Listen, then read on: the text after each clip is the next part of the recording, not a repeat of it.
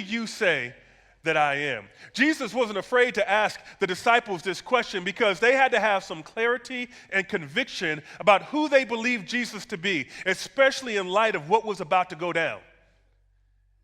And so I believe that we're living in a time that just surface level understandings of who Jesus is not going to get us through what we have to go through.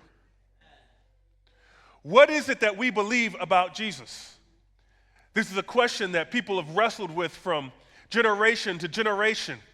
You know, in Romans chapter 8, verse 29, it tells us that we've been predestined to be conformed to the image of his Son. But what often happens, though, instead of us being conformed to Jesus, if we're not careful, we'll try to create a Jesus that conforms to us. And some of us have found ourselves maybe being introduced at times to the Jesus that fits our political likings.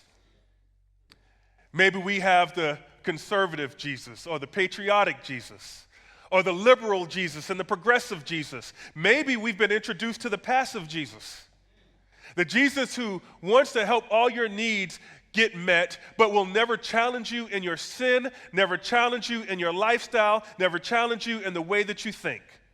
By the way, if the version of Jesus that you follow never challenges the sin and brokenness in your life, then you might not be following the right Jesus.